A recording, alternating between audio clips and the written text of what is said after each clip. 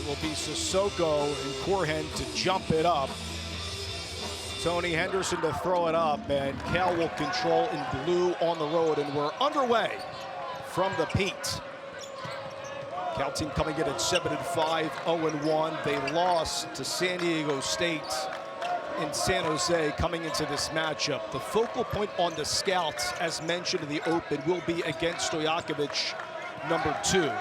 There's DJ Campbell in the starting lineup in place of Ola Joseph. Campbell with the right hand and scores. Good take there. And one thing Mark Madsen does that I like, he really spaces the floor. People don't stand on the weak side. There's a lot of false motion, and that's where he'll get Stojakovic his open looks away from the ball, cutting towards the ball. We're watching Pitt for the first time, coming in at 10-2, 1-0 in ACC play. For Pitt, one note in the lineup, Ish Leggett is out, rolled his ankle. That means Brandin Cummings, making his first career start as a freshman, is really impressed. The younger brother of Nelly Cummings. There's Ish, one of the top scorers in the ACC. The first game he's missed. Petraitis with the left hand. Diaz Graham is there, the culprits for the foul. It's a big miss, losing Ish Leggett, ACC 6th man of the year last year, again due to the ankle injury, not playing today. Not only what he does for him on the floor, but as far as the leadership ability to find, dig down and deep when they need a bucket, understanding getting other people involved, and really a tough competitor, and unfortunately just tweaked it. And I think they're being precautious with it. If it was maybe late March, he might sneak in there, but they're smart. They're in the midst of 4 games in 11 days, and certainly a tweak can go into a bad sprain, and then you miss a month or 2. Jeff Capel eyeing his 3rd straight 20-win season without Leggett, relying on Cummings. Also, Damian Dunn missing his 6th consecutive game, sustained a thumb injury and had surgery from the Wisconsin game at the Greenbrier. Diaz Graham, and Tim, that's what he can do best for a big guy. Diaz Graham can do that. You see the smooth stroke. He has struggled for most of the year, but recently has been finding his way. Yeah, his only pedestrian numbers at 3, 11 of 50. That was his 12th 3 this year, but not indicative of what he can do. I mentioned Ola Joseph is out, Campbell in, Oman out, one of their better perimeter defenders. Blackshear will be at the 1. Here's Campbell with 4 to go. Petraitis from the top of the key, no doubt. Petraitis is the do-everything guy, the hard hat guy for Mark Madsen. Kind of plays like he did when he was in college. Just gritty, will do the inside work, and as you can see, can step outside as well. It's a Cal team that needs to improve defensively. One of the keys for Coach Madsen telling us they need to rebound better, get back in transition, and also shoot at a more effective rate that they did not accomplish against San Diego State. Corhen out to Austin with the right hand, swatted away by Sissoko. Stojakovic looking to push on a 2v2, taking Cummings. A blocking foul called by Henderson on Cummings. Good take there for Stojakovic. Well, terrific block to start the transition, and Sissoko just really doing a nice job coming in off the ball. And when you drive into the gaps, Austin's got to be aware of the help coming, be ready to kick it outside. And Stojakovic on the push, they never slowed him down. He's very good going in both directions. You saw the great body control, finding that angle to draw the foul at the rim. And Tim, that's exactly what Mark Madsen, in his 2nd year leading the Cal program, a 2-time NBA champ, played at Stanford, coached the Lakers organization, took Utah Valley to the semifinals of the NIT in 2023. Definitely a resurgence under the Cal program. A lot of transfers, among them, as we mentioned, Stojakovic leading the way. Well, it's today's world. You've got to take the transfers. You got to make sure you get the right ones that fit your system. I think these guys are still trying to find their way and find their chemistry when you look at their assists to turnovers, but they certainly play hard, and Mark's instilled a very good system. Good pull up there for Corhen, a guy that they want to get more consistent with the pull-up game. Jeff Capel telling me needs to rebound more effectively, coming off a 15-point performance. Pitt, by the way, won 3 in a row, coming off of a big win over Sam Houston by 32 points. They have won their last 13 home games dating back to last year at the Pitt, 7-0 at the friendly confines. Petraitis with the left hand. And that's a sneaky play down low for Petraitis this last year. That's what we're talking about, though. Well, Mark Madsen puts his players in very good position to be able to create with space, and that's what Petraitis did on that drive. He took the shot previously. That time he found the angle to the rim. Lowe throws it away. Here's Blackshear with Petraitis as the trail. Blackshear, smooth left hand, but too strong. Petraitis cleans up and accomplishes what he could do on the scout. We said he was a hard hat guy. Mark Madsen pumping his fist on the sideline saying, "You remind me a little bit of me when I played for Stanford and in the NBA." Petraitis is 9 of Cal's 13 to start the game. Lowe penetrating with the left hand and a foul. They needed that from Jaland Lowe. Jaland Lowe, this is what he does. He finds that little gap, the crossover, creating space, the angle, and the head up, understanding where the defense rests.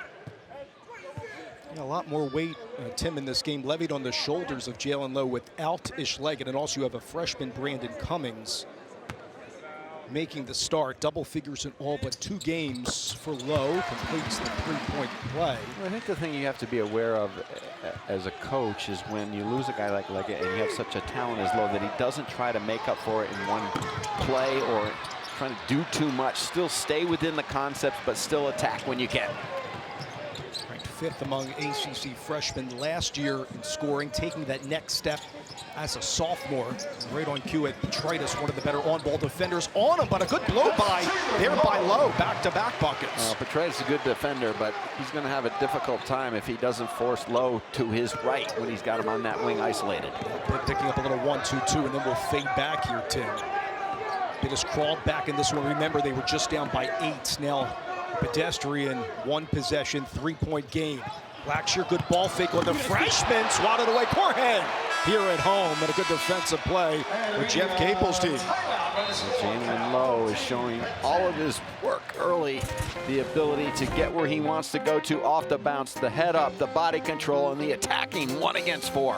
And the resistance, big time for Pitt.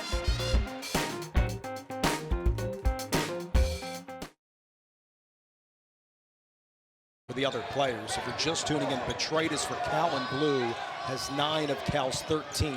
Pitt has made it a 3-point game, swatted away by Lowe, pestering Blackshear that time. That was a little bit of a force by Blackshear, and he's got to run the offense. He doesn't need to force the ball in the half court, especially against good pressure. Stay on this end, called by Bill Covington Jr. and Tony Henderson here for Austin and Pitt. A 3-point game. And Austin very prolific from 3. Hit a game-winning 3 earlier this year with 0.4 left on the timer in OT at Ohio State. Lowe misses the pull-up. Diaz-Graham to no avail on the miss. And back to a Cal team, and I think rebounding, Tim, as you know, is going to be a big factor and talking point at the end of this game, because Cal is one of the better rebounding teams amongst ACC schools with like a plus 5.8 rebound margin. Well, they are, and that's an issue today, especially without Leggett and Dunn, 2 experienced players. So running good offense is important for Pitt, but down here for Cal, they run some pretty good offense. Their assist to turnover is not good on the year, but so far they look pretty good in rhythm in the half court. Diaz-Graham, side front court. How about that move by Corhen? Leads the team in dunks and finishes it. That is your old school drop step. Saw him working on that with Coach Timmy O'Toole yesterday in practice against no defense. That's pretty good against solid D. His father, Richard, played at Georgia in the 80s for Corhen, a transfer from Florida State, and Capel brought him here to Pitt because of the toughness that he had for Leonard Hamilton's team. Stojakovic draws the contact, taking matters into his own hands. Well, Cam Corhen has just been pretty good. I think he can be really good as he gets comfortable within this system, and they've got to look for him. And that time he did a good job of presenting himself big down low. And Stojakovic just a little bit too straight up down there. He's got to force him back to the middle where he has a little bit more help. Stojakovic back the line, if you're familiar with that name. He's the son of the great Peja Stojakovic, many years in the NBA and a large part with the Sacramento Kings. Well, more on that father-son relationship in a little bit. But born in Greece, coming from Jesuit high school in the Sacramento area. Freshman here at Stanford has taken a big leap from Stanford and transferred now to Cal. He's got the quick first step, and you see the ability to go off the bounce with both hands and really gets to the free throw line, knows how to play. Kind of 6 for 6 from the charity stripe, leading by 3 over Pitt. Just the 4th meeting. It's the 2nd ACC game for both of these schools. Lowe, this is the teardrop that time. Dort, 34 in blue, into the action for the first time off the bench for Madsen's team. It's Wilkinson as well off the bench. He's got a big motor up and under, but too heavy on the finish for Wilkinson. Wilkinson has come on strong on the bench as just a freshman, averaging over 16 in and around the last 8. Delilich also off the bench for Pitt. Both of these teams will utilize their bench early in this game. A little bit of a force on that last possession by Pitt. They have to be more patient, make sure that they get Lowe involved on every possession. Wilkinson free because Stojakovic was doubled, swatted away down there by Austin on Petritis. Good play by Austin. Austin's been a very good player for Pittsburgh so far this year. Everyone talks about his outside shooting, but you see his presence on defense can also be felt. That was his 19th block. Delilich looked like was fouled perhaps from 3, called by Selfs. Back to the Austin. As of late has really been lighting it up from the 3-point line, but this is all about protection in the lane, and he and Corhen so far tonight, this afternoon, have been active around the rim.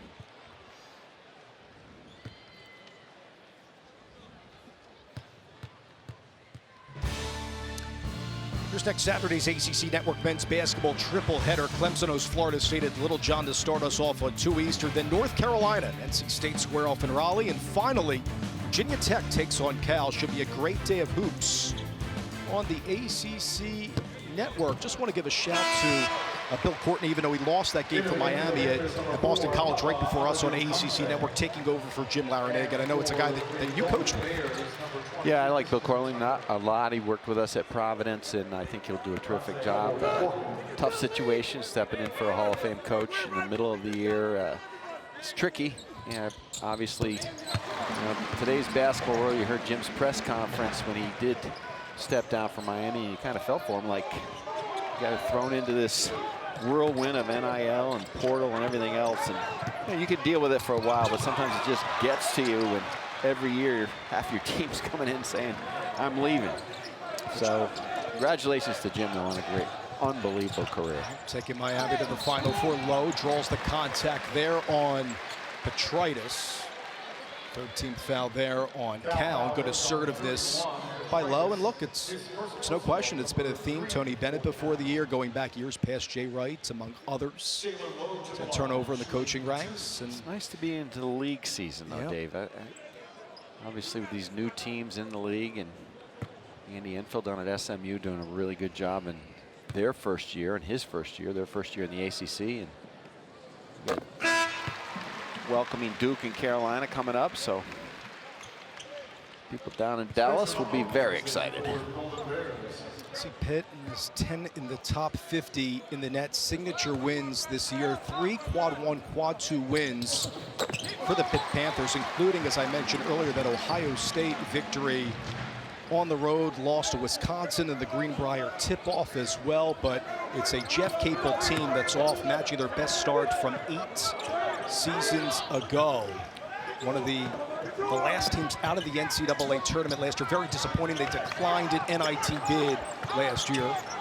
They got to the dance a couple of years ago. Back to those Jamie Dixon and Howland years here at Pitt. 3 to go. Here the timer. Wilkinson has to hoist this up and delivers. Good awareness. Wilkinson making sure that he understood the clock was running down. Stojakovic made a nice move in the lane, but they stayed with the play. Now, speaking again about the ACC a little bit, Dave, everyone's taking their shots. They saw the record. It really struggled against the SEC, but those 5 teams are good. Someone else could emerge. Wake had a good win yesterday on the road. They could make a run still. You look at Virginia Tech, maybe they could do something. Florida State's always a threat, but those 5 that we spoke about that are really solidly into the tournament at this point, I think can all cause some damage not only during the season, but in March. The second turnover there on Cal. Cummings can't finish, though. And here comes Wilkinson. Tucker into the game, also has started this year. Started when Blackshear was out due to injury. Wilkinson misses, gets his own garbage, and finishes. What a play there by Jeremiah Wilkinson, the freshman. The freshman has stepped up all season long for Mark Madsen, and you see his quickness, the ability, the awareness. We saw it on the play before him, the end of the shot clock, but chasing down the loose ball amongst the trees and finishing.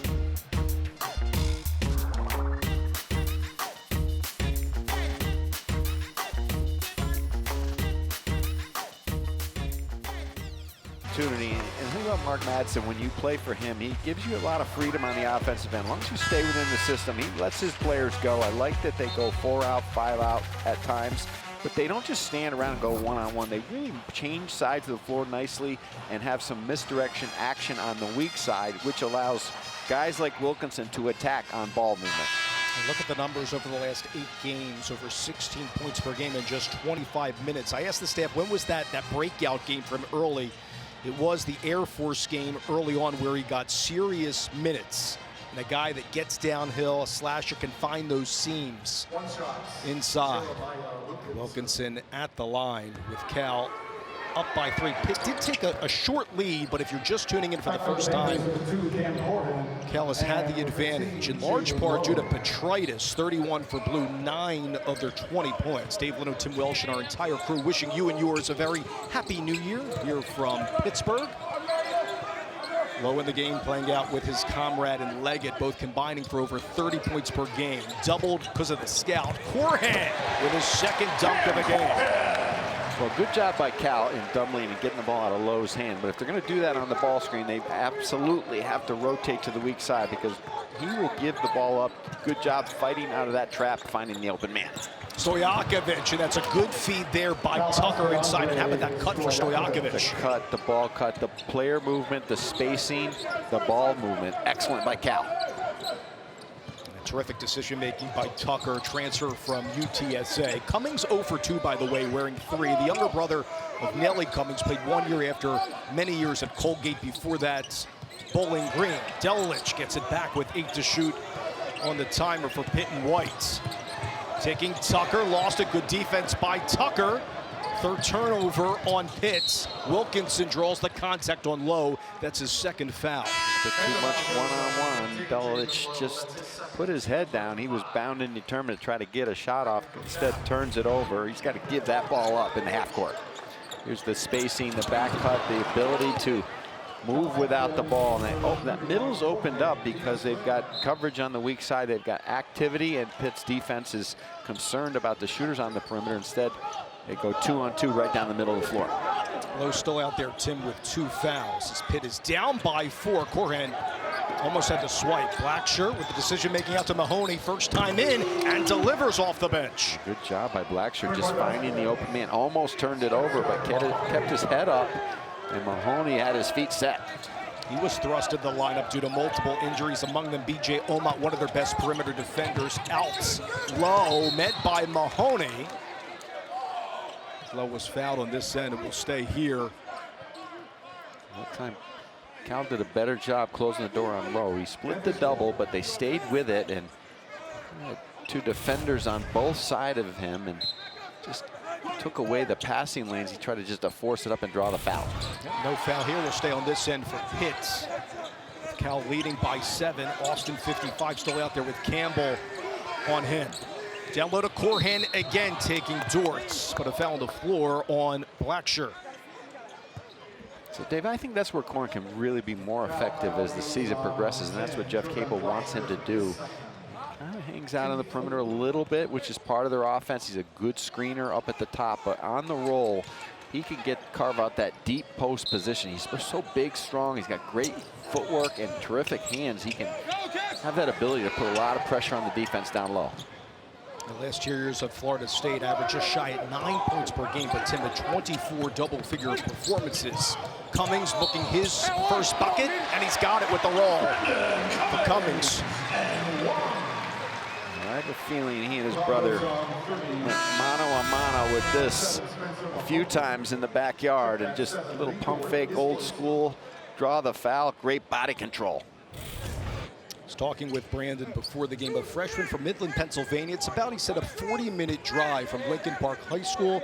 A couple of PIAA state titles in Pennsylvania. As mentioned, the younger brother of Nelly Cummings played 1 year, 2023 to 2022, 2023, that got Pitt back to the dance. And there's Nelly Cummings, played overseas and looking on at his younger brother. Played an alumni game before the year, Tim, and they said that was such an emotional moment for the family, seeing Nelly and Brandon play on the same floor. You know, Pitt does a great job of welcoming their great ex-players back. Now Pitt showing a little zone for the first time tonight. Just back to the man.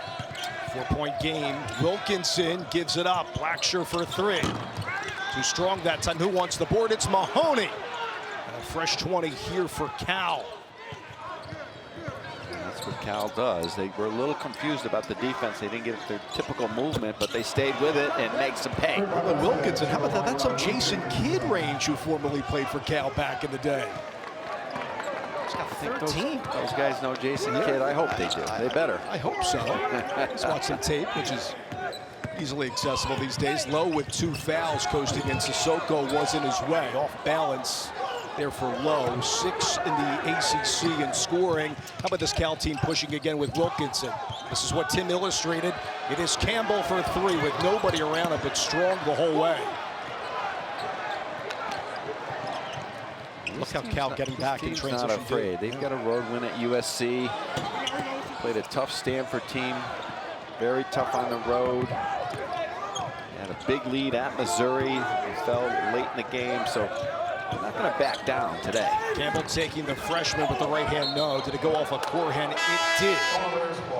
You know, we just mentioned Stanford, and Kyle Smith's doing a really good job there. They kind of get forgotten. You think about the new league, you're thinking about the traditional teams, but SMU's found their way into that mix right now early. But I think Stanford also has that ability this year, seeing how, if they adjust to the new conference, which I think they will with Kyle Smith, to make some waves and get into the tournament as the season progresses. Well, they have Maxime Renault, who leads the ACC in scoring, has 10 double-doubles as well. 6 to go on the timer here for Blackshear with Cal up by 7. 2 to shoot from the corner. It's Wilkinson again.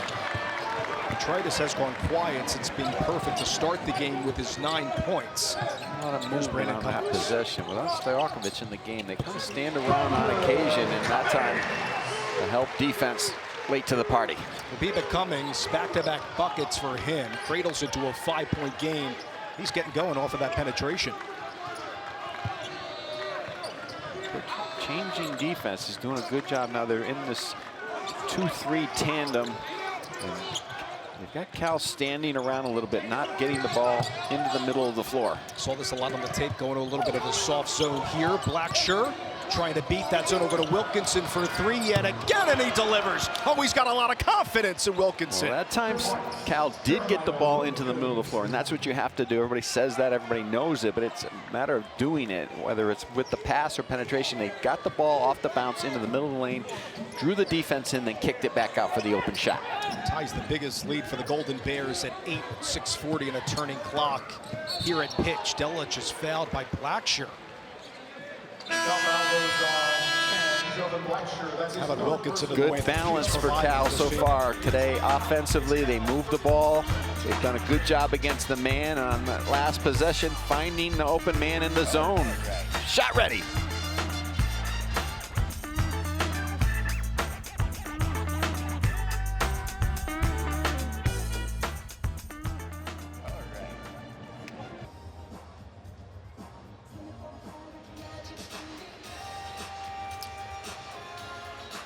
Dave Leto, Tim Welsh back in Pittsburgh. Wilkinson has 11 of Cal's 31 points. It's a Cal team, if you haven't followed them this year, first year in the ACC with SMU and Stanford. Go to 6-1 at a very good start. Their best start since the 16-17 campaign, but they have dropped 4 of the last 5. The issue hasn't been the shooting numbers, the offensive prowess, and the rebounding, but defensively at times it's gone astray. It has, and I think that'll develop over time, and it's kind of an underrated stat in basketball about as far as trying to identify defensive chemistry. Everybody talks about offensive chemistry, playing together. We have to play together on the defensive end of the floor. And Jeremiah Wilkinson's done a nice job. They had the injuries to Campbell and Blackshear early in the year, and he's come on since then because he's been able to get that quality playing time and now the confidence from Mark Madsen. Yeah, they had the 8th best turnaround according to Ken Palm in the country last year.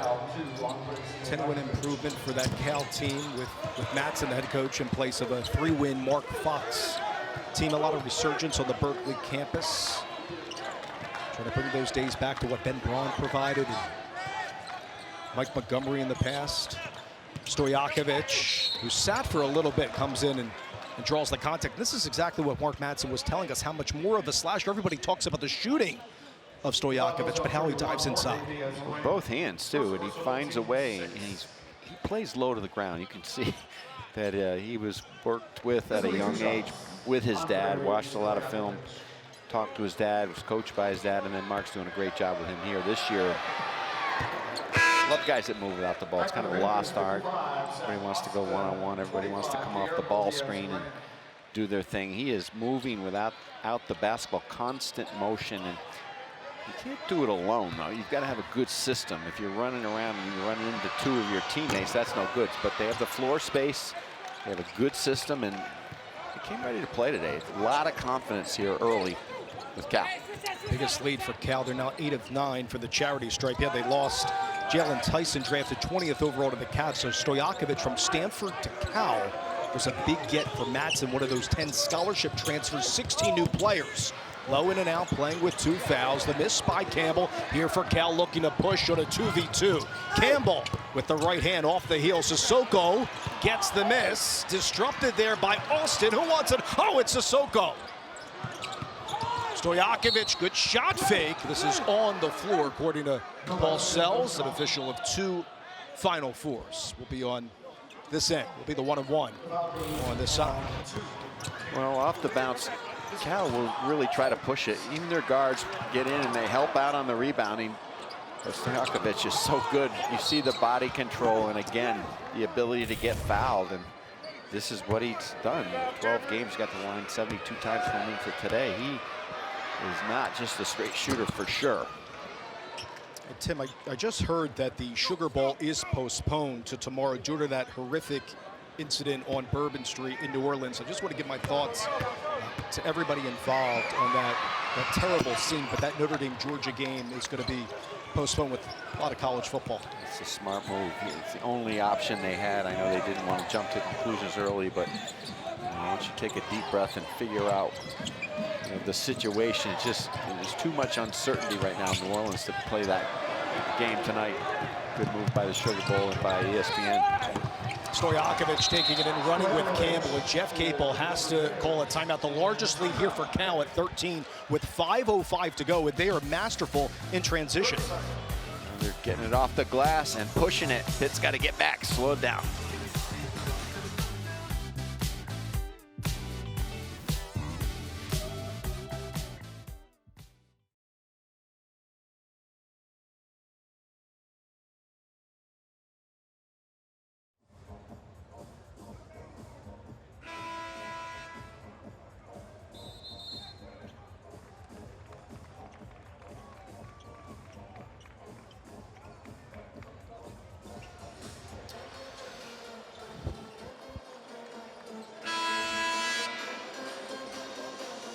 Cal up by 13. You're looking at one of the better scorers, not just in the ACC, but in the country. And Andrej Stojakovic, the son of Peja, won an NBA title in 2011 with the Dallas Mavericks. Played for 4 teams. I know a lot of years with Sacramento. And Peja also was an assistant GM with the Kings. Goes to every game at Berkeley, seeing his son, Andre, who didn't pressure him to play basketball. Read up on him, a JV player his freshman year, went from a 7- and 8-inch growth spurt at about 17 months. And then when he was really serious, Peja was running some sprints with him, going through all the motions to get Andre to play some college hoops. He didn't pressure him, Dave, but I'm sure that he had a ball next to his bed, some sneakers, and there's a hoop nearby. With a hope that he'll love it, and he certainly does love the game. You could tell by the way he plays. Trade is good assertiveness. We'll stay on this end, and Andrej saying that he's a late bloomer, unlike Peju, who actually turned professional in Europe at 15. How about the shooting, Tim? If you can break this down. The form. Yes. The form. And similar, maybe a higher ball release. I know having a for son Andrej? that plays, I've never pressured him either, but every night before I went to bed, I prayed that he would play basketball. And he is fun to watch. I mean, just Andrej moves without the basketball constantly and finding the open man on that possession. And Pitt right now is back on their heels defensively. Campbell's been strong, averaging 7 points per game. How about lengthening this lead over Pitt's? Right now, Pitt offensively is kind of stuck in the mud without legging. Cal's done a good job, and that's what Corhen has to do. He's got to be more demanding of the basketball. He's floating out on the perimeter a little bit too much, but after he sets that initial ball screen, just plant himself near the basket, put some pressure on the backside of that Cal defense.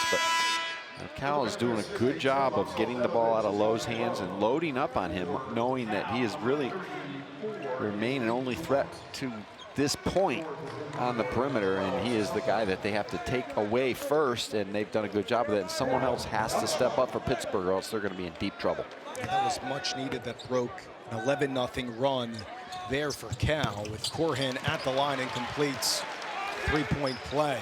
But it's a Cal team that you're just tuning in, closing it under the 4-minute mark here in the first half. They're pushing. They've been effective from three, which the numbers were pretty anemic last game in their loss to San Diego State, where they went for a spell of 0 for 15 during that stretch, and were not good from three.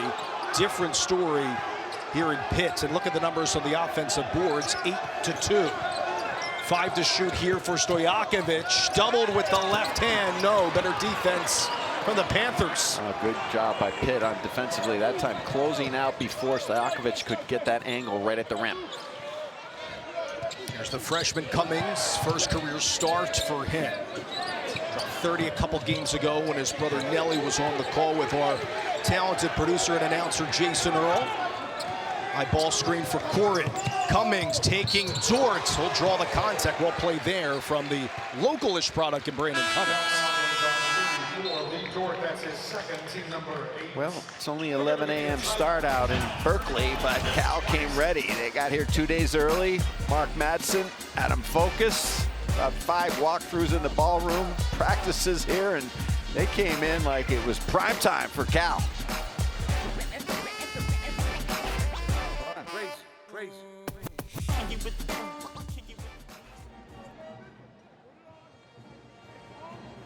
You mentioned how well Kyle Smith's team's been doing for Stanford. Well, Kyle Smith's teams have always done well. Going back to his days at Columbia and Washington State, they have a specific system, and they come out of nowhere because they beat you with the system. And he is a very good signing by Stanford to run their program. And Boston College looked dead in the water today. Good job by them on New Year's Day. Kind of a sleepy afternoon at the Conti Forum, and they showed a lot of life late, where they really needed that game because they've come off to a tough start this year, but they're starting to learn each other as well. They've got a brand new team, as does Cal. Donald Ham Jr. doing exceptional things for Boston College. Player of the week coming into this one here in the ACC. Also intrigued for that Louisville-UNC game, the nightcap on the ACC network. Pat Kelsey's team, 18th best strength of schedule, led by Chucky Hepburn and Terrence Edwards, going against R.J. Davis and Seth Trimble. The North Carolina team coming off of a big win over Campbell. Spin balls around, Pitt trying to get it. No, Dort was there. Cummings bangs the floor in frustration. Good hustle nonetheless for the Panthers, but we'll stay on this end. They've got to get gritty. They've got to go find a way. You know, when the shots aren't going down, you're missing your leading scorer. You've got to find other ways to impose your will against a team that's playing their first road game in this league. And right now, Cal looks like the experienced, confident veteran. Here's Dortz. Denlow taking Corhen with the left hand. Stay on this end. Try to eliminate that physicality coming into the season, called by Paul Sells. The crowd does not like it. Well, you've got to call this.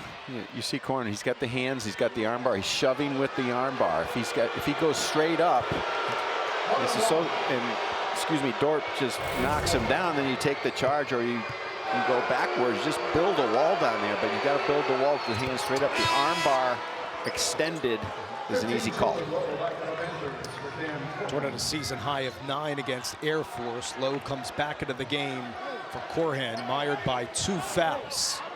Well, if you don't call that early against 2 guys that are big and strong, then the game becomes a fist fight or a wrestling match down in the paint. And this is what we don't want the game to become. The referees are instructed to call that every time.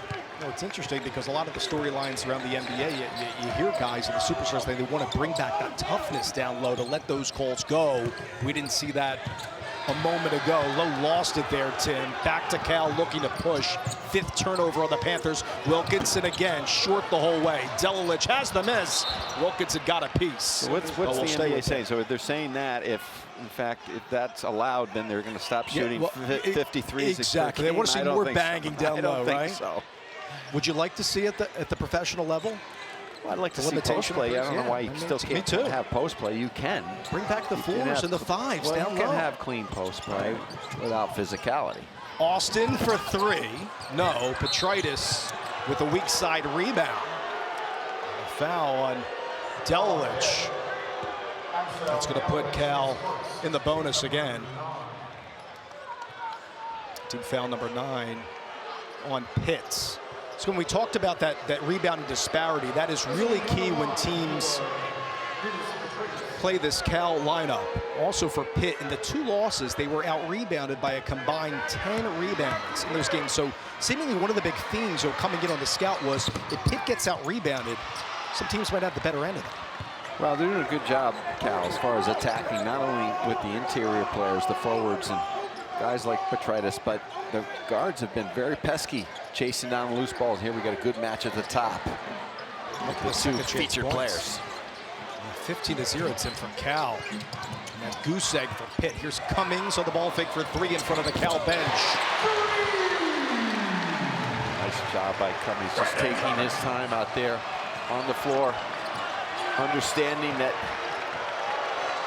they need a bucket. They did a good job on Lowe at the top, but Pitt needs a little energy. How about that spin move by Stojakovic as the crowd gets into it? An 11-point game. Jaland, Diaz, Graham!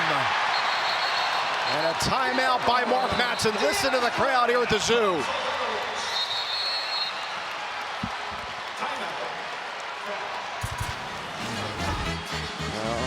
There's some energy in the building with the defense and the extended fast break action and some extracurricular activity too. We'll talk about that when we come back.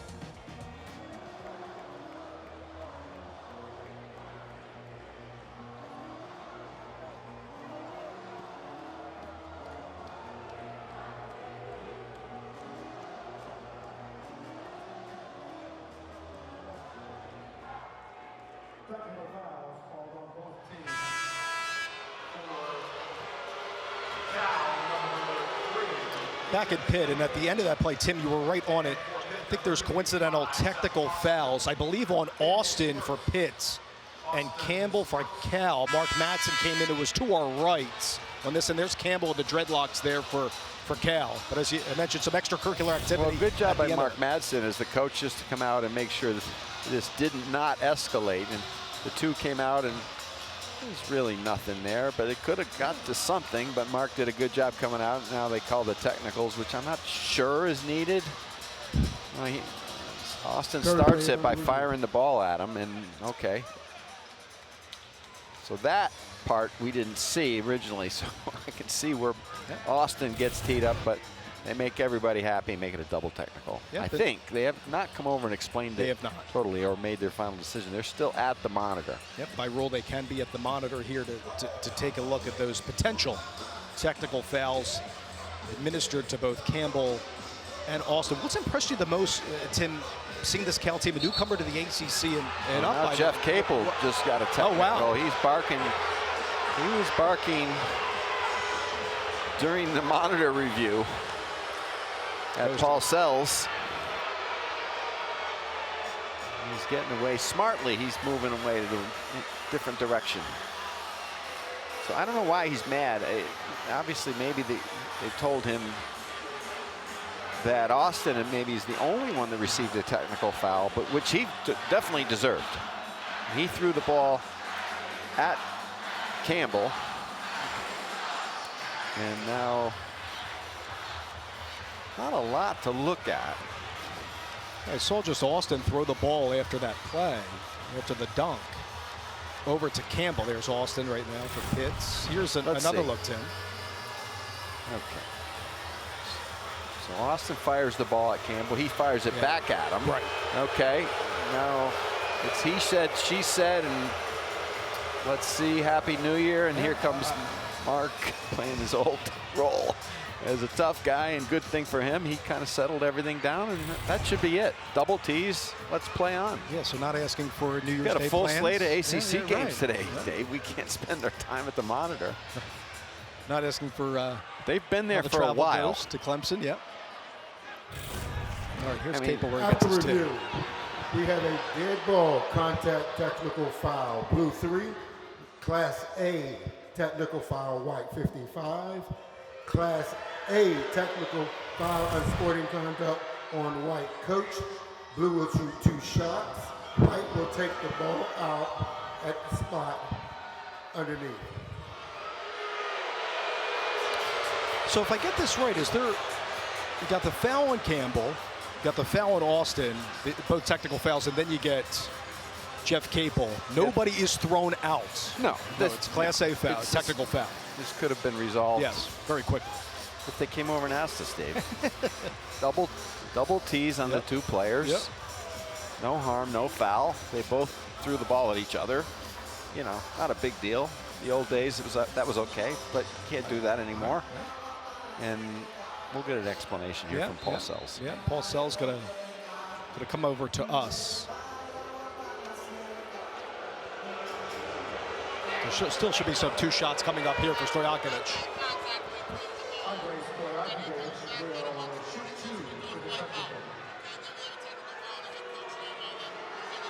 Yep.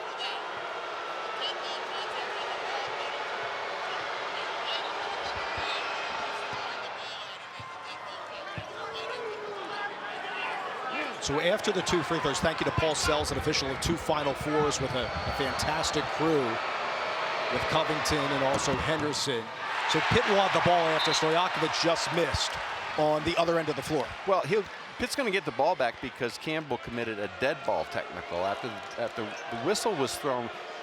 Austin threw the ball at him. The ball was live.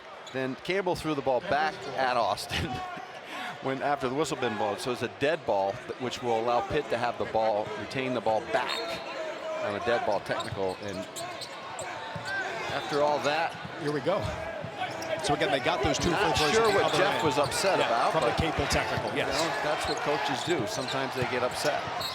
Diaz-Graham coming inside. It's an offensive foul. And the crowd is livid here at Pitt. See, if Jeff had not got the technical, they would have just had the ball back underneath with no free throws. Instead, Cal got the free throws, and now the offensive foul.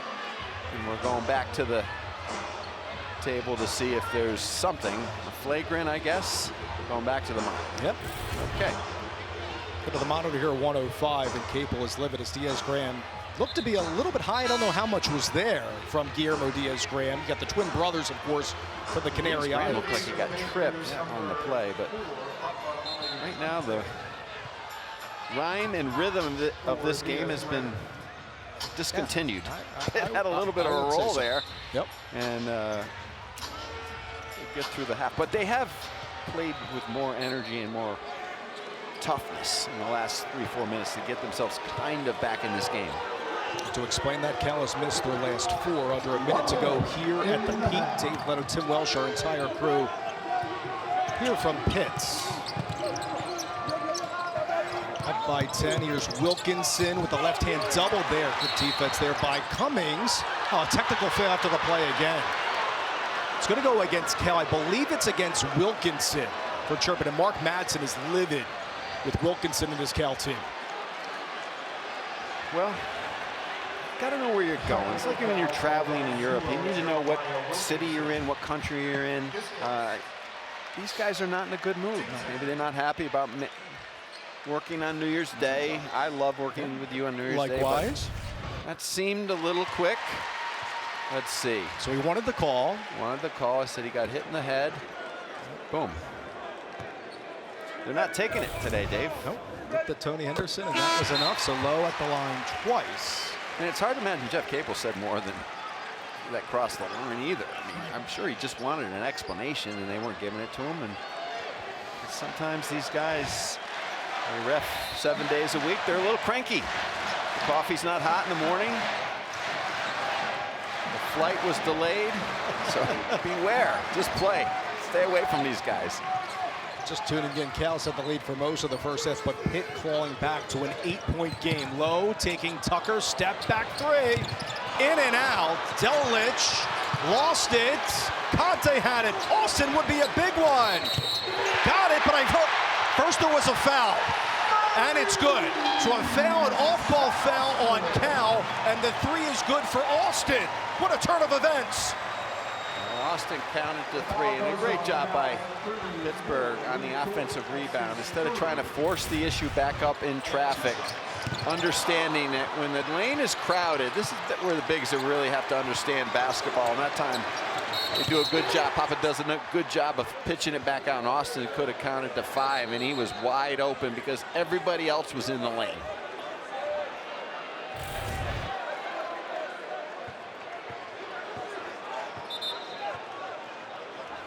So Conte was the one that was fouled. I mentioned on the call in the post. That's why he's at the line. How about this? Cal was up by 16 at the 4:19 mark. Now pinned down to a 5-point game. Well, Conte made the good play on the inside. He had the presence of mind on the offensive rebound to turn to the outside, and that's what well-coached teams do. They understand that it's a great way to get a three. If you've got capable people on the outside, they teach them to spot up on the offensive rebound and look right back out before the defense can recover. And you know, this comeback has really been energized by Pitt's defense. Cal has not played poorly. They've done a pretty good job, but Pitt's doing a better job on the glass and trying to force the issue in transition. Conte misses. What do we have here? A foul again downstairs. I know Petraitis was down there with Dort on Petraitis. And that's his second foul. Tim, another look. Wow. On Delic. Well, you teach your players to block out, but you can't put two hands on the offensive player's chest and throw him to the ground. Good call.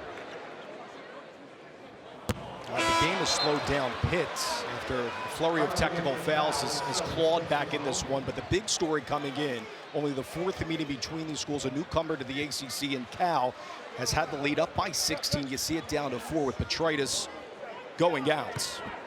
Delic, another free throw with just a hair over 23 seconds left in the half.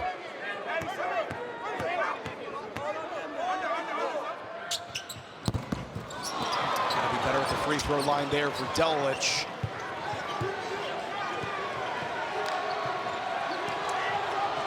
$15 to go here on the game clock of our first half for Campbell.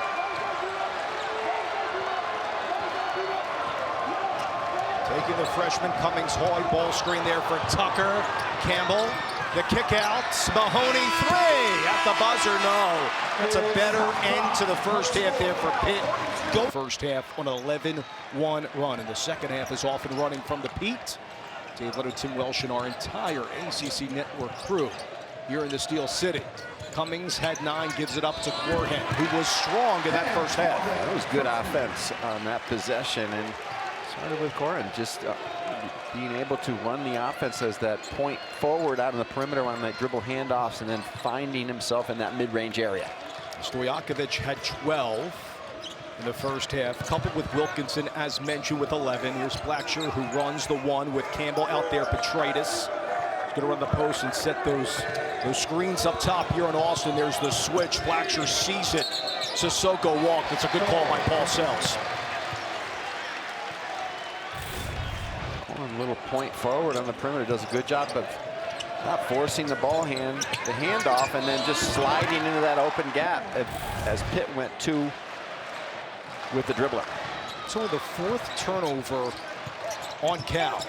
Went 18 last game, and Lowe deadlocks the game at 42. Remember, Cal led by as many as 16 in a different game 1 minute into the second stanza. They're trying to read that handoff, and Cal, I believe, would be better served going underneath or sliding through instead of going over the top and letting Lowe get that angle coming off that dribble handoff. And Lowe with 11. Without Ish-Leggett due to rolling his ankle, not playing, missing his first game action. Damian Dunn not in as well. Campbell the step back, that's good from the corner. Deep two for him. Campbell is a strong looking guard. He's got good size, 6'2", 205. Lowe again with the left hand, that was smooth.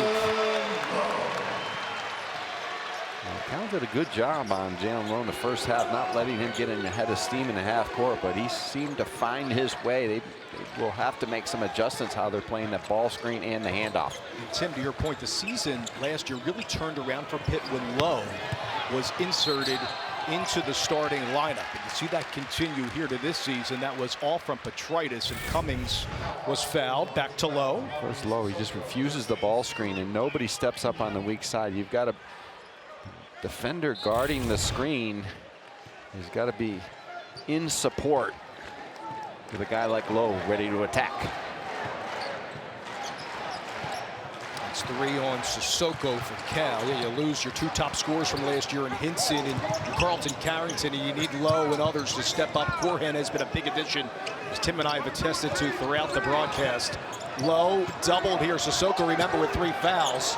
5 to shoot. Brandin Cummings from the corner. Yes!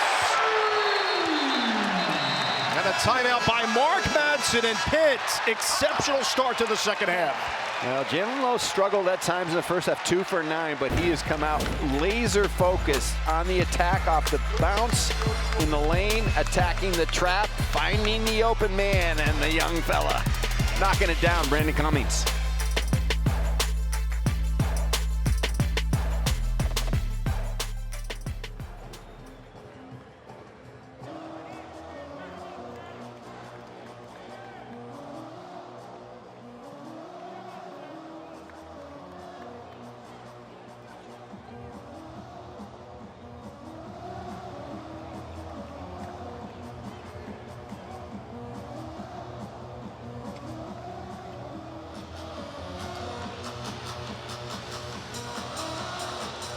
Welcome back to the Peterson Event Center in Pittsburgh. Dave Leonard, Tim Welsh, our entire crew. You see Lowe at 13, Cummings with 12. So we seesaw, if you're just tuning into this game, for the 4-point lead for Cal was up by as many as 16 to the first half to a 9-2 run for Pitt.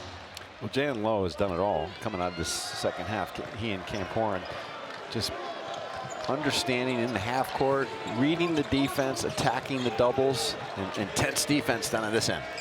And I want to point it out, the last bucket for Stojakovic, 3rd in the ACC in scoring at 10:54 the first half, as Sissoko finishes it. So I have to give credit to Pitt on the scouts on Stojakovic, despite that bucket there for Sissoko. Well, Zach Austin's doing a good job. His size has presented a problem for Stojakovic, but they've got to get him moving around. They can still attack for sure and let him get to where he wants to go to, especially off the bounce, and draw some fouls. Taking Sissoko yet again, and Corhen was really impressed in this game. 3-point edge here for Pitt. Took it right to Sissoko. Yep. Put it right in his face. Sissoko's got to play his defense much earlier. Sissoko, part of 4 NCAA tournament teams with Michigan State. Corhen again all over the place. That's what Petritis could do. Cummings dives right in front of us. Here's Stojakovic with the right hand. He will go to the line. Good assertiveness there from Andrej Stojakovic. Now the one-hand retrievals get to you when you're on the floor for those loose balls. Try to pick it up and dribble it. You've got to put your chest right on the ball, and Stojakovic just takes advantage of just the ball squirting his way. And sometimes when you're having trouble getting your open looks, you've got to find other ways to get it on the board, and he can do that, getting him the free throw line. That was the 4th foul on Guillermo Diaz-Graham. Delich has to come in. Stojakovic, 9 of 11 from the free throw line. Cal was clinical in transition. Pitt getting back a little late the transition defense that helped their success in the first half, as Cal in the first half was just 5 of 14 from 3. Then we had 23 personal fouls throughout that first half, 4 technical fouls, 1 on Capel of Pitt. Pitt to claw back in as the game is slowed down here at the Pete. Ball screen again with Corhen on this. Detritus in the way again, called for the personal of Cal. That's his 3rd. Well, Dort is playing off Corhen on the perimeter and on those ball screens and handoffs, and puts him in a spot where he can help in the lane, but he's kind of useless out there on the perimeter because he's not helping his teammate who is getting screened because he's so far off the screener. Cummings setting those screens up top with Zach Austin, Corhen, and Dulwich in low. A good dime again, and it's Corhen with another solo in the game. Well, that's what we do, though. Dort's there. He rotates up a little bit late, but nobody rotates to help them. Blackshirt trying to quiet Corhen. He walks. I'll tell you, Corhen has been monstrous in the second half. Though, has created for himself in this second half, dribbling with his head up and the dime dish with the late recovery on the backside. Corhen presenting himself big time.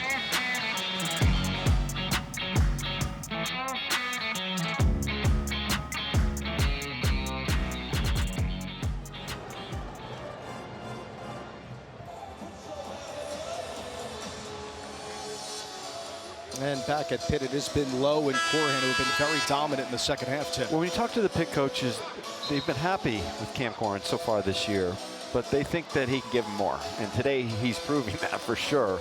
He's doing a good job. He's still doing a lot of screening at the top of the circle. They're using him as a handoff guy on the dribble handoffs at that pinch post area or on the wing.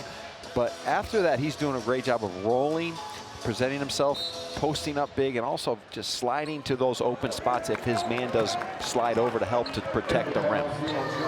Corhen leads all scorers with 15, accompanied by 5 rebounds. 6 of his 15 have come in the second half, as we just showed you, along with the play of Lowe right on cue with the left hand. And how about that? That time over Dort.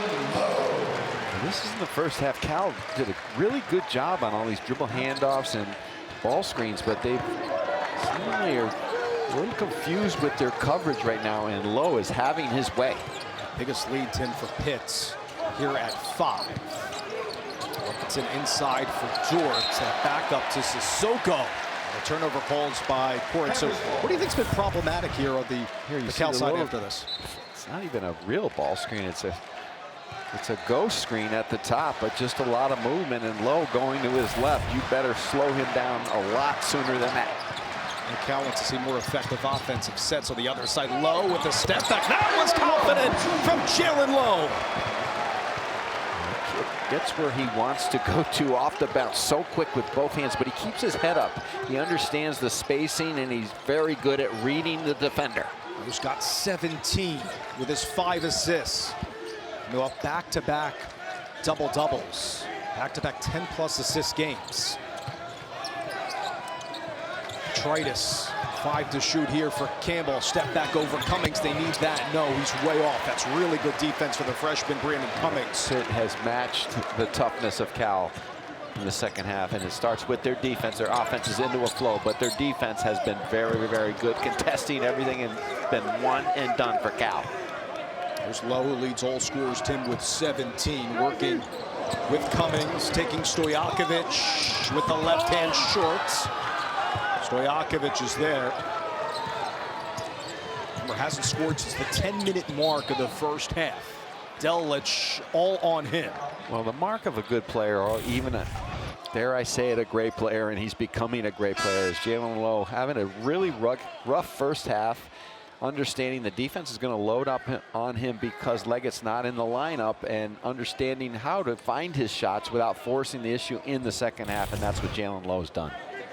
Had a season high, Tim, 28 at Ohio State in Columbus when Zach Austin hit that game-winning 3 with 0.4. Just a clock issue here. That's what you're seeing from our officiating crews, doing a great job. Tony Henderson, Bill Covington Jr., and Paul Sells. A lot of experience on that crew. There's Dortz from the inbounds. Dort's taking Corhen. Good positioning, but misses the reverse. Petritis will get called for the foul. That's 4 on Petritis. Petritis has been a lunch pail guy all season long for Cal. It makes the extra effort plays, but he knows that's totally unnecessary. Sometimes when you're going 100 miles an hour all the time, it's hard to pull back. You cannot fault his effort. Pitt clinging to a 7-point lead here at the upstart of the second. Look at the foul trouble mired by this Cal team with Sissoko, Blackshirt, Dort as well, just behind Petritis. Lowe with the left hand, short the whole way. Stojakovic fell. The whistle silent over to Wilkinson. He can get downhill, Tim, in a hurry.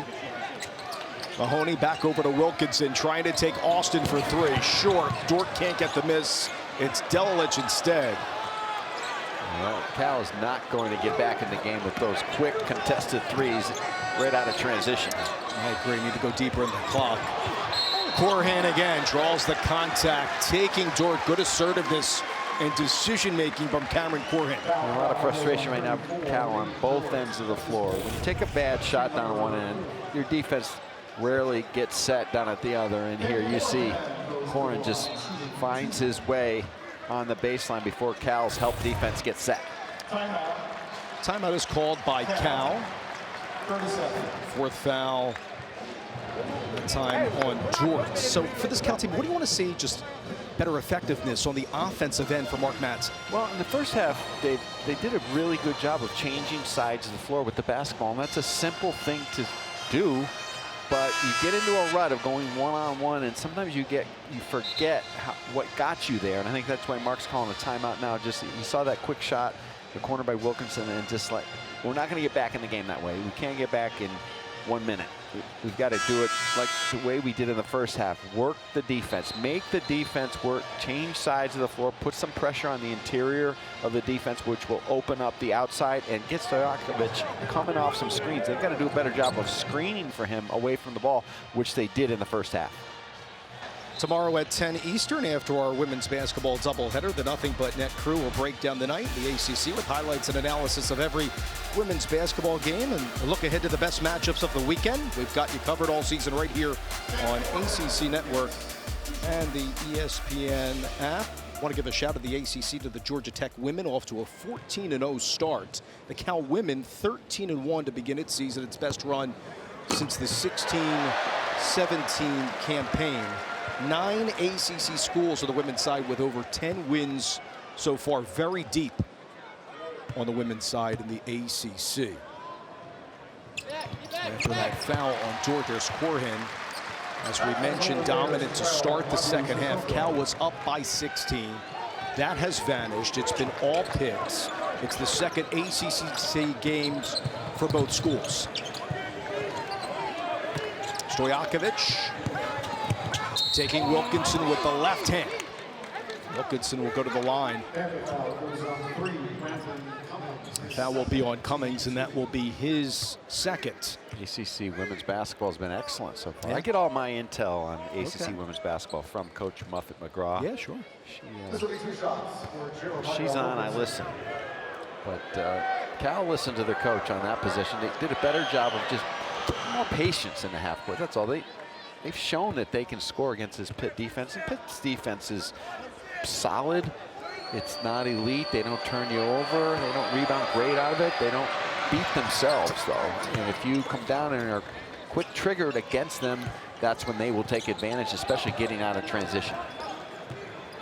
Picking up the 2-2-1 is Cal, and then going back, that quelled an 8-0 run, Tim, to your points there for Pitt, and back down to a 7-point game.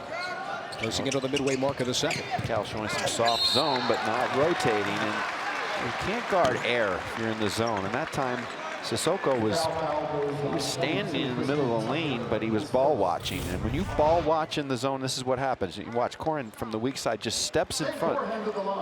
See Sissoko, he's just guarding air. He's standing there in the zone, but he's not bodied up on anyone. When he's in the middle of that zone, he's got to understand. He's got to pay attention to one thing. When Corhen's in his neighborhood, he's got to body up on him and protect that lane and rim. How about the job that Jeff Capel has done here? The net we mentioned at 10, he's got 3 quad 1, quad 2 wins, LSU, Ohio State, West Virginia among them last year, one of the last teams out of the dance. And as we mentioned from the open, a team and a roster that's poised to perhaps make a postseason run. Ohio State on the road is a special win, and that's going to carry them a long way. But also West Virginia, what they did to them on this court, and seeing West Virginia beating Kansas yesterday, that also will play well moving forward. But Jeff, we talked about it yesterday. Obviously, the league, the bottom part of the league, you've got to take care of business. And the top part right now looks very solid. But that can change if, in fact, you have hiccups moving forward in conference. You know, most of the time you say, well, we can build our resume with getting wins, but it really matters who you're beating and who you're not losing to as far as the way the ACC has played out so far this year. Wilkinson will be at the line, but speaking of the prowess at the top, just wanted to get your thoughts of Duke and Cooper Flagg, the freshman, 24 points, 9 of 14 for Coach Shire's team, for the Blue Devils. Well, he's as good as advertised, that's for sure, and Tyrese Proctor has been a terrific guard, and I can't say enough about John Shire. I mean, stepping into Mike Krzyzewski's shoes, there's nothing harder in sports than what he's had to do, and it's been flawless for Duke, and starting with recruiting, running the program, and coaching on the floor as well.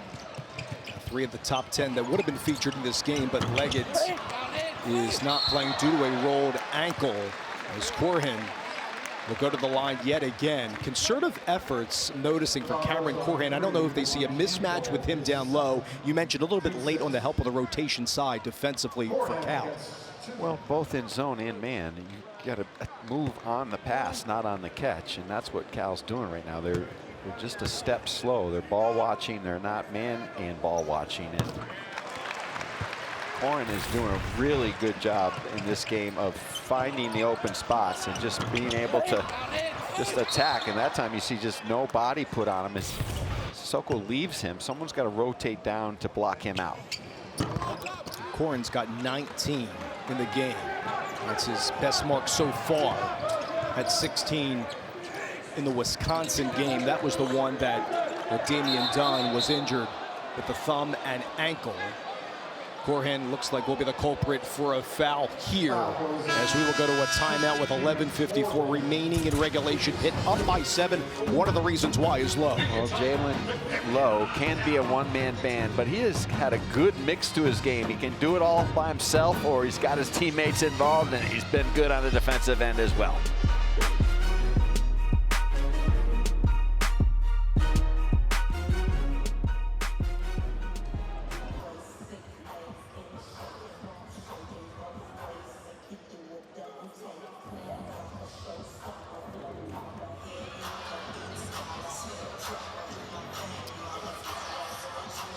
Well, Jeff Capel and his staff here at Pitt have exceeded expectations over the last couple of years. Look at the preseason poll compared to the finish for his team last year, getting to the ACC semifinals, but not making the dance. You know, I've learned over the years that the coaches really don't know what they're talking about when they do the preseason poll, right? Especially with the portal and the large numbers in each conference. But I would tell you this, Jeff Capel has a program that's built to last, and I would say it's not smart to vote them any worse than the top half in the league, because he's done a good job of keeping his players that he wanted to keep over the last few years, with everybody transferring at the drop of a hat. But this team is a good team. They're a very high quality basketball team, and obviously they're shorthanded today, but you see Lowe, just the progression of his game and not forcing the issue without letting it in the lineup today, just taking the game, attacking when he has to, but also just running the team as a true, really good point guard. Good points. Let's see if that bucket from Wilkinson out of the timeout will be the catalyst for Cal. Downstairs, it's Conte, though, off the bench, had a season high 12 at Ohio State. Will go to the line. Again, Sissoko should know better, though. He's in decent position down low on Conte, and he just shoved his body right into him instead of building that wall where he just protected and made him shoot over the top. Sissoko trouble with the fouls, as mentioned previously. It's the third Cal player with 4. with Papa Kante of Senegal, and he has that 7'4" wingspan. The guy off the bench for Capel's team. Here comes Stojakovic. What have you made of the afternoon from the great Andrej Stojakovic? Well, there's no doubt Pitt's scouting report at the top of it is the game plan defensively to stop him. They're denying him the ball on the outside. They're giving some help. They're giving him a little bit of room on the catch. But I also think his teammates have to do a better job of screening for him away from the ball. But it goes two ways. He's got to keep moving without the ball. This time, Mark Madsen's got him bringing the ball up. I like this idea, kind of using him as a decoy, as a point, and then try to get him the ball on a handoff or off a screen, pin down on the weak side. Tim, that's a great catch. 14 points, but 10 of those 14 coming at the free throw line. To get him on the ball here. Instead, it's Campbell with the left hand, and Cal desperately needed that, and it pins it down to a 5-point game. That's a good job by Campbell, and Stojakovic just took the defense away and allowed that middle penetration. Austin, after the unselfishness from Pitt, there's the tap out, and we'll go back to Cal. Well, DJ Campbell's 6'2", 205. He's like a running back out there at the guard spot. He just powers through Cummings. Cummings doesn't have the strength yet to take him on. He's got to force him away from that middle part of the floor. The coaching staff about Campbell says that he has nonstop motor. He started the first 4 games for them, but then sidelined due to a groin injury where he missed 6 of 7. Yeah, there's a little bit of frustration there from Andrej Stojakovic. He's not getting his normal looks. That time he was running the point, just put his head down and tried to thrust himself into the defense. Good job by Pittsburgh, not fouling, but protecting. 31 against Northwestern State. Got a call away from the ball here. Looks like it's going against Mahoney. It's the 35th foul today, Tim. 35. Wow. Also got 4 technical fouls. If you missed it, kind of a wild end to the first half. That allowed, in part, for Pitt to get back into this game. Here's the foul, left side of your screen. Well, I set a little screen on the outside. Mahoney's just trying to get through it. I'd pass on that one, but I didn't go to refereeing school early enough in our career. The veteran refs, you got to look at, you can't disrupt the flow of the game. I don't want to play that's a nothing play 35 feet from the basket. Second year at Pitt here for Zach Austin. Mentioned his shot blocking ability, 3-point shooting over 45% from 3, and over a 1,000-point score coming from High Point. A big piece to this Pitt team. Pitt back in the 2-3. They'll play a little tandem at the top. They'll shift in the back. They'll overload a little bit on ball side and keep it out of the foul line area. Stojakovic staying in the corner right beside us. Here's Wilkinson with 5 to shoot. Campbell from 15. Off the heel the whole way. Lowe gives it up to Austin. Delich read it perfectly for the Panthers. I like that coaching by Jeff Capel. Just change the rhythm every once in a while. Just give him a little dose of a new look on defense. A little out of control that time. It's a 2v1 for the moment. Mahoney from Stojakovic over Austin that time. It's a 5-point game. On the other end of the floor, that's Lowe, slow to get up, and you do not want to see that if you're a Panther fan. He's a tough kid. He just got bounced around a little bit. I think the force of him off balance, he hit the floor really hard, and he got caught off balance with nowhere to go. And this is what he'll do on occasion. You don't want to corral a player like Jaland Lowe, but you've got to make sure he understands. You got the green light most of the time, but understand when you need to run the team. And he's done a really good job of that, especially here in the second half. 22-11 this Pitt team last year, 12-8 in the ACC. They lost Blake Hinson and Carlton Carrington. But one of the guys was Lowe that was pointed out by the Pitt staff that really stepped up the season in many eyes from the media. Turned around last year when Lowe was inserted into the starting lineup, and his confidence really grew over time.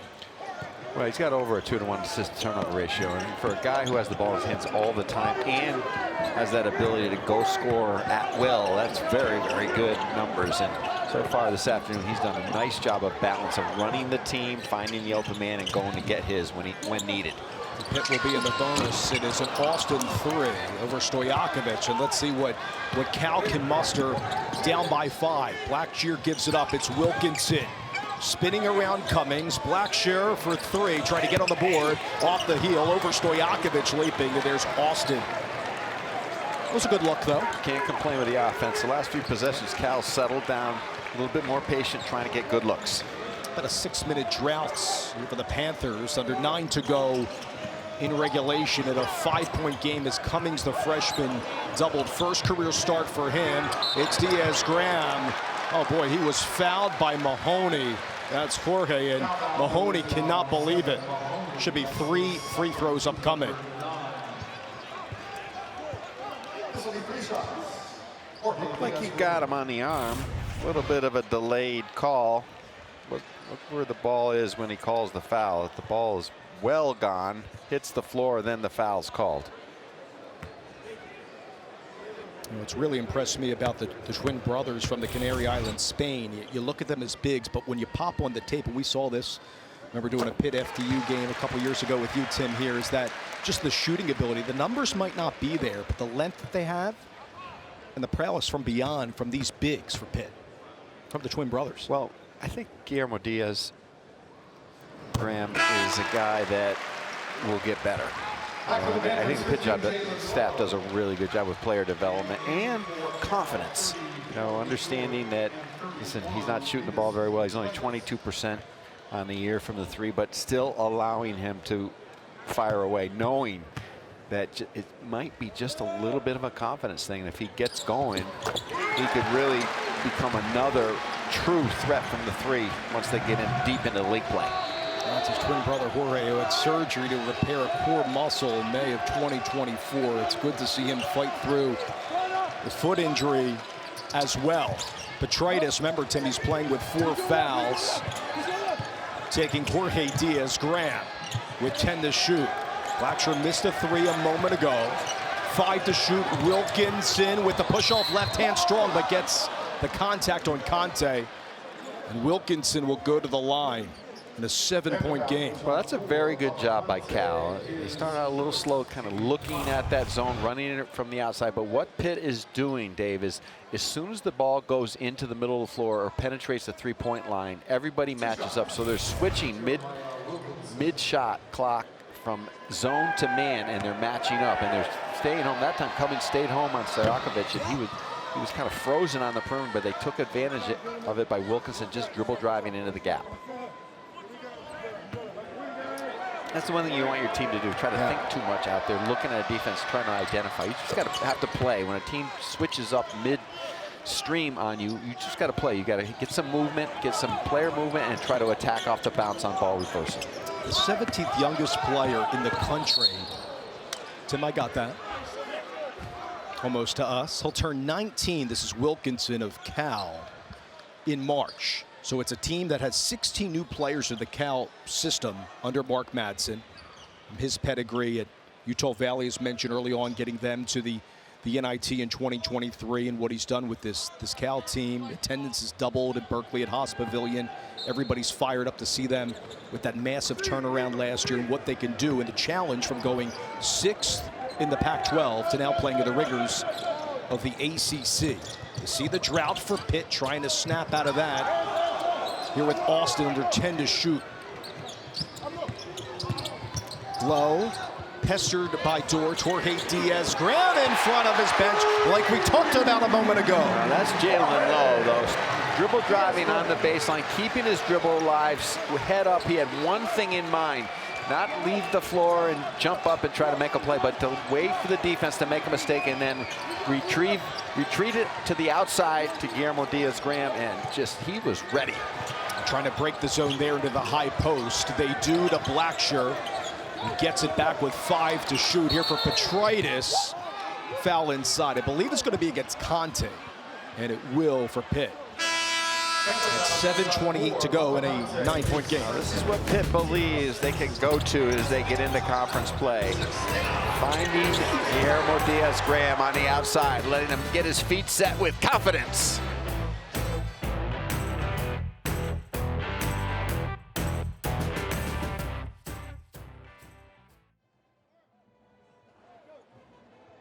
Taylor, thank you very much. Dave Leonard, Tim Welsh, and our entire ACC Network crew. Happy New Year, everyone, with Pitt leading by 9 over Cal. It's a Cal team that was leading by 16. Then we saw a lot of physicality and a ton of fouls, 23 in total in the first half. Then the tables really turned with Corhen and Lowe and company for Pitt in the second half. Well, Pitt matched the intensity of Cal. Cal came right out and kind of shoved him around.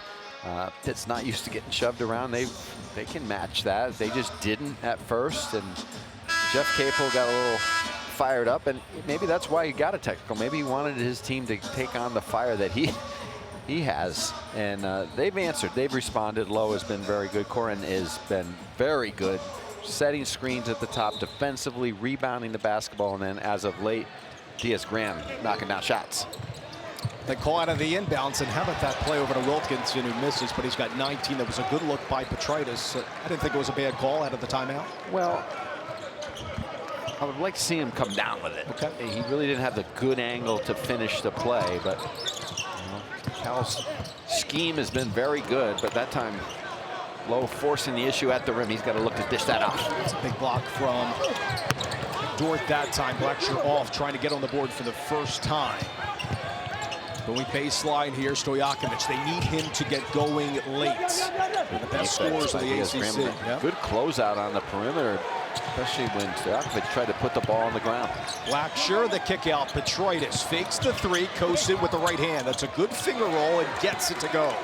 Good ball fake and dribble drive to the rim. Pitt caught a little bit slow on the backside with the help.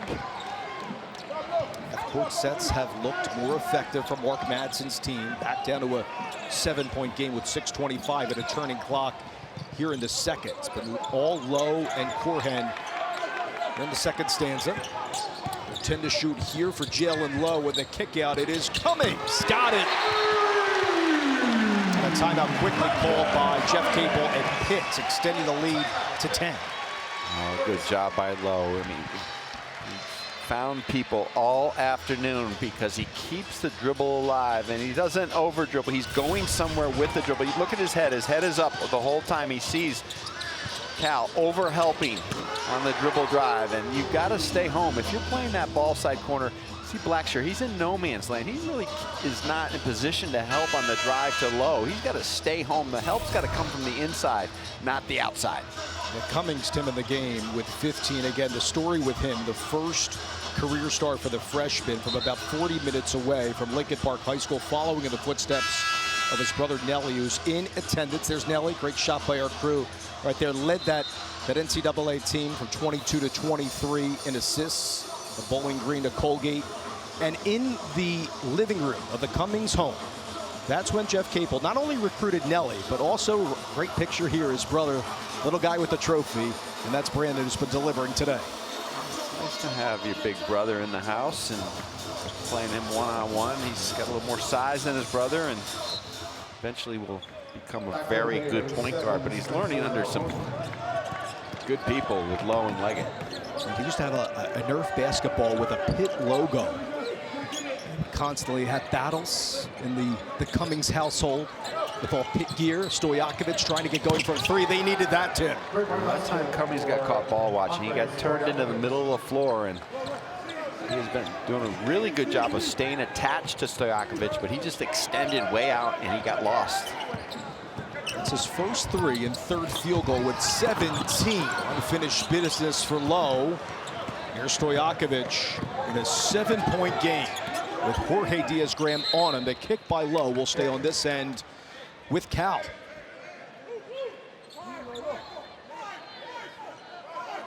Both teams doing a very good job of using their timeouts.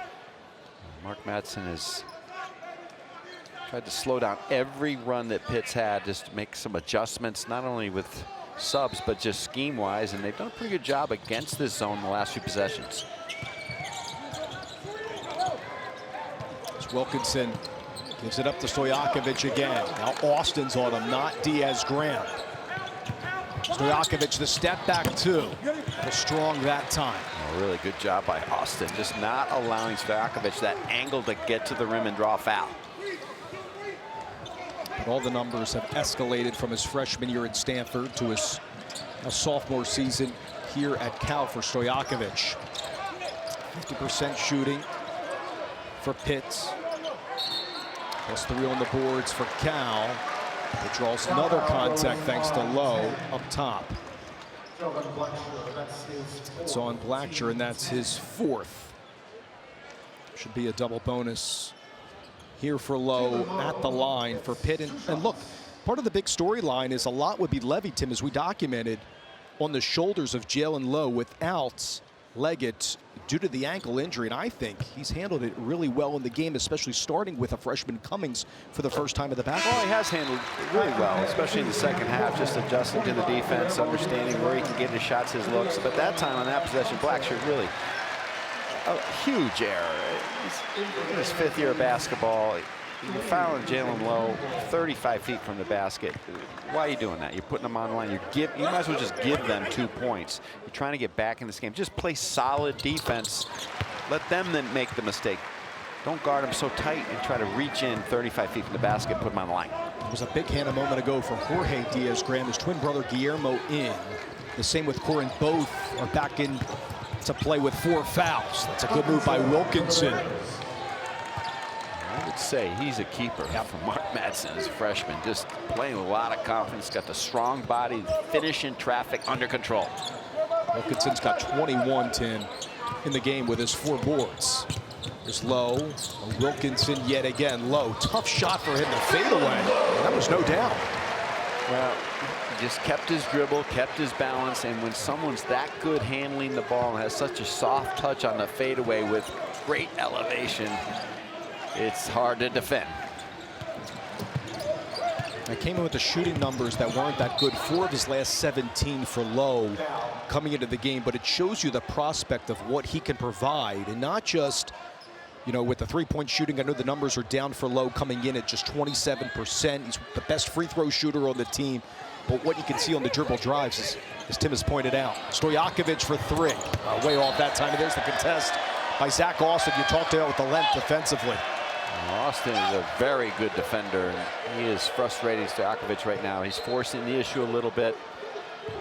He can make those shots, we know, but he's got to get him within the context of the offense. But coming down to this end, you know, Lowe is so impressive because Jeff Capel, a little concerned maybe without Leggett in the game. He tries to do too much, but he has been perfect in this second half running the team. Austin for 3. That's what he can accomplish. Just like he did against Ohio State with 0.4 left in overtime to beat the Buckeyes. Crowd really into it here at Pitt. I like his game too. I mean, he's a very good shooter, but he doesn't force the issue, and we've already mentioned what he's done defensively so far for Pitt. Diaz-Graham tried to keep it in. And that's what they can do, because a lot of times on tape, you got a 4 out, 1 in with Corhen running the high post and Austin delivering from downtown. You're always worried when you go to the portal if someone will fit in. Looks good at one school, maybe not at yours, but Zach Austin has been terrific for Pittsburgh.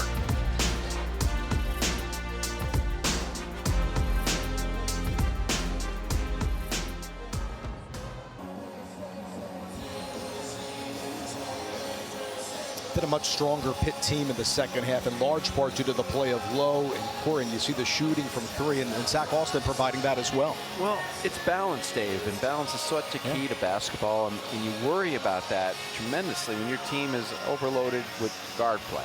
And Leggett and Lowe, 35 points a game, and you take out Leggett, and then you don't have Dunn, who's another guard, at 11 points a game.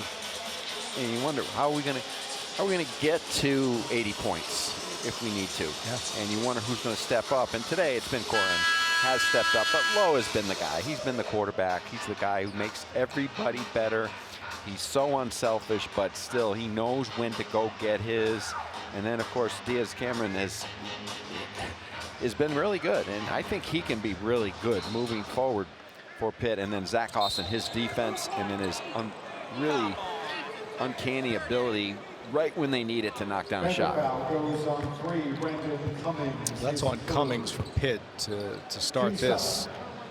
3:26 to go in regulation. The 40th foul today, Tim, after 4 technicals at the end of the first. Busy work here on New Year's Day for the officiating staff. That's the stress level of coaching. You come out of a timeout and your team fouls with a 12-point lead. 3.5 minutes to go on a baseline inbounds. Foul ball. Stay on this end for Cal. By the way, Jaland Lowe leading Pitt with 21 points to go with his 8 assists, 2 shy of what could be his 3rd consecutive double-double with 10+ assists. Wilkinson also with a really good contest, 21 points, looking for 23. Can't get the roll. Back tap there from Dort and into the hands of Austin. And you see this team without Leggett, without Damian Dunn, and what they're accomplishing here in this comeback as Cal was up by 16 in the first half. Leads you to believe that a postseason run, I know it's early, we're just starting conference play, but a lot of belief here for Pitt. Well, they're solid. You watch them in the preseason and the pre-conference, and you know that they're built to last. They've got depth. They're very well coached and terrific guard play. That was majestic from Lowe. Eye-popping. What a game from Jaland Lowe. Foul goes on 7. Spencer Mahoney. You knew Jaland Lowe could do this. We've seen him do it before. They know the talent level. He gets the mismatch against Mahoney. His eyes just light up knowing that if they don't double him out there, he's going to school. But Corhen is important. Corhen and Diaz-Cameron, Guillermo Diaz-Cameron, those 2 guys, if they can just step up their game to the level that they played today, once they get Leggett back and then they get Dunn back, now you're talking. And Corhen, for losing a guy in Federico, kind of spots in for this team. Those quad 1, quad 2 wins. We mentioned West Virginia, LSU, and at Ohio State for Pitt, coming in at number 10. Was ranked, that was in the net rankings, but was ranked in the AP poll earlier this year. No Leggett today.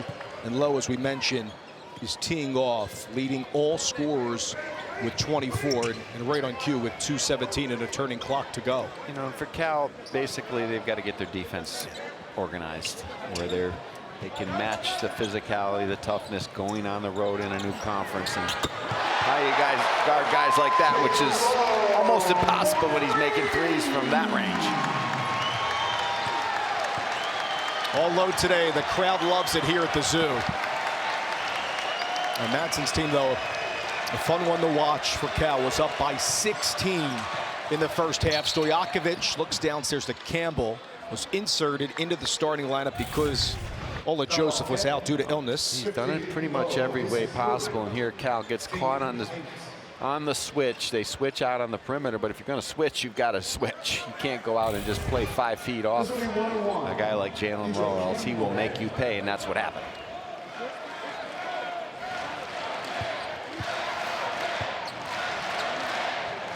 Crowd loves their Panthers here on this New Year's Day game.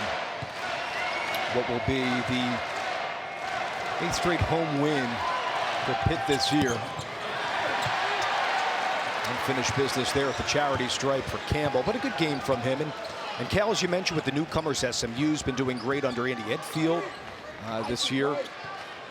Along with Stanford, we mentioned with Kyle Smith and Raynell, who leads the nation in 10 double-doubles. Those new teams, it's going to be a fun ACC season. I like the new ACC. It's obviously geographically challenging for teams like Stanford and Cal, but they'll figure it out.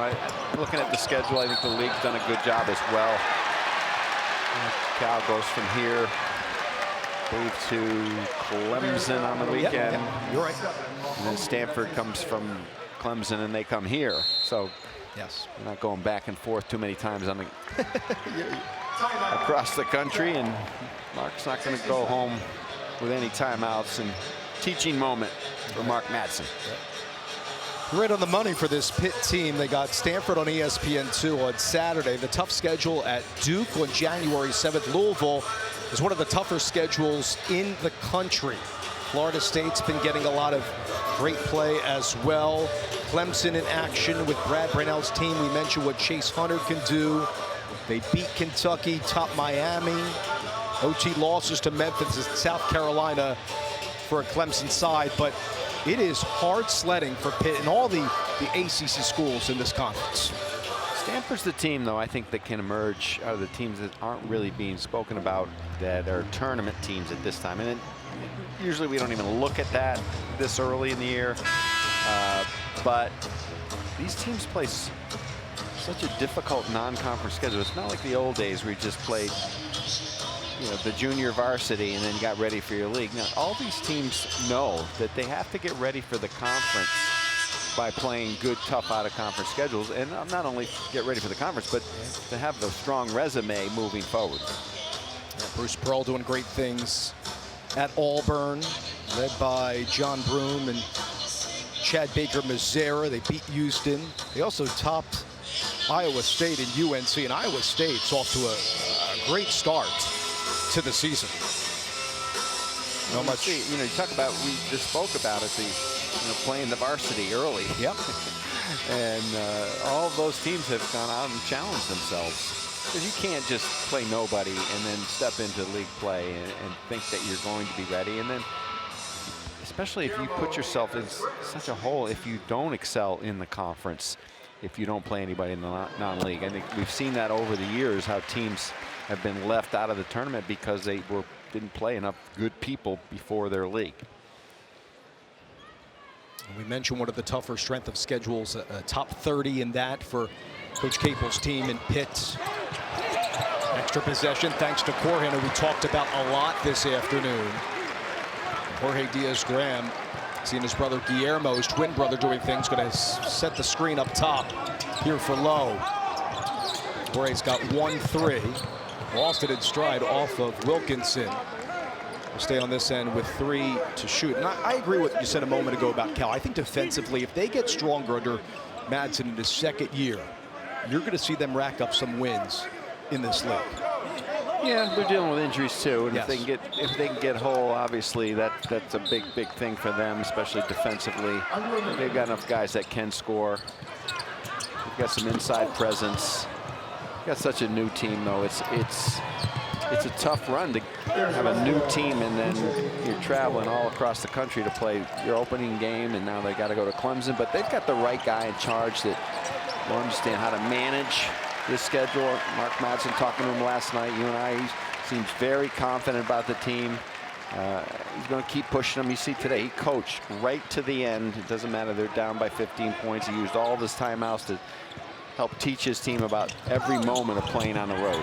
Lowe misses, tipped out by Corhen over to Wilkinson. 20 seconds to go. Yeah, really excited to see what Cal can do the rest of the way, as Corhen is going to foul out with Wilkinson going to the line, shooting 3 to end this one. Just want to wish, Tim, you and your family and all our viewers on ACC Network a very happy and healthy new year in 2025. Looking forward to seeing your coverage, Tim, the rest of the way. For our one of my New Year's family. resolutions is not to do this. When a guy like Corhen fouls a three-point shooter, and says, to say you can't, it's not a smart move to foul a three-point shooter. I think everybody knows that, including Jeff Capel, but he'll pass on the criticism for now. It'll be a film session error tomorrow.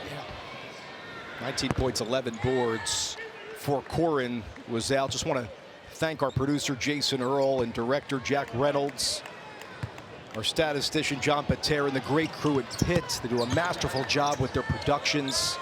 Tim, always great to be back with you on the call as well. Well, very impressive win by Pitt, and I credit the coaches, the adjustments they made in game to get that man going, because Cal came out with a very good game plan, but Pitt responded, made adjustments, and proved that they're a very good team moving forward in the ACC. That is 14